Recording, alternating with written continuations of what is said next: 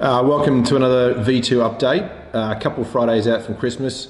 A fair bit going on in January, or certainly into the summer months, and a few brands have sprung into mind recently, and young punk Ryan and I were debating the merits of one of them recently. So we thought we'd do a bit of an update about a brand that's been around for a year, entering its second season, and another new brand. So take it from there. Yeah, man. So first one, as we all know, Australian Open is coming up. Big tennis comp, of course. Now they launched a new branding. If you didn't see it, was launched in October 2016. Yeah, completely removed from the old one. It was a tennis player in the old one, like classic sort of iconography, classic wordmark. They completely scrapped that, moved into a very, very modern and new logo. Very colourful, just a complete change, massive contrast. You loved it, mate.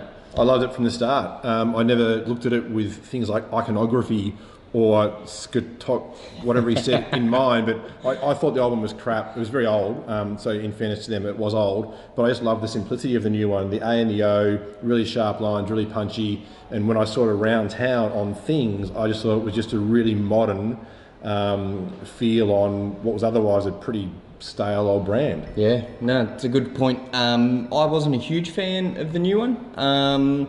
It has grown on me, I'll be honest. I thought it was just a bit too poppy, a bit too colourful, too many patterns used. It just looked too clashing, and for me didn't really speak about what the Australian Open was about. I think you're mistaking with the noise around the brand, not the brand itself. Definitely. My bigger issues were probably in the application, not so much the brand. But it's been interesting to see in the lead up to this year that it's been quite pulled back, quite refined. So I'm wondering if, and if anyone knows out there, feel free to comment, whether that was just sort of a first season launch, get it out there, get it introduced, and then sort of refine it from there. But yeah, let us know. I loved it from the start, and I think I win this battle. The new one, we saw it a few weeks ago. Another one which is kind of old, Formula One racing, really, really huge brand globally, incredibly valuable, big change up to their brand lately. If you haven't seen it, Google F1 new logo, you'll find it. We'll put it in here. I think I kind of like it. It's very, very different. I'd be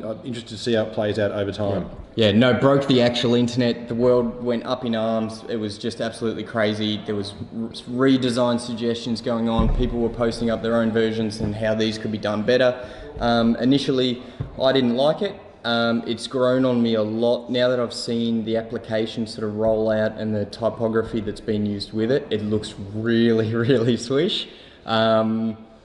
It looks really good in their apparel range. That looks really great, and in the application for television, that's where I think it's really coming to the fore. It looks very PlayStation, like Gran Turismo gamey, but I think that might be what they're going for. They're trying to maybe open up to a bigger market. Well, they probably make a huge amount of revenue through gaming, through their through their games and stuff. But one of the great things about brands is that stuff that I like, Ryan often doesn't like, and vice versa. There's a generational thing there. I'm a few years older than Ryan.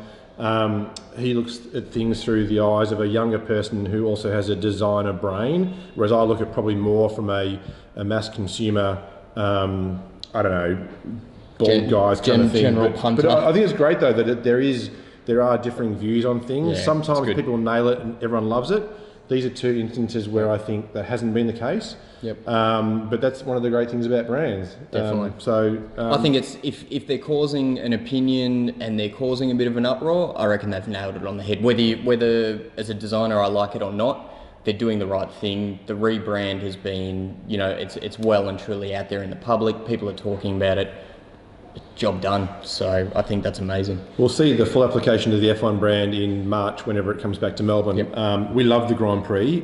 We would love some tickets to the Grand Prix as long as they're good tickets. Hit us up. v2.com.au, you know where to find us. Is that it for today? That's it, mate. Yeah, we thought we'd get two done. Get you in before Christmas. And I think that's it from us before we duck off for the silly season. So yeah, have a great Christmas. Enjoy it. See you later. Good speaking to you.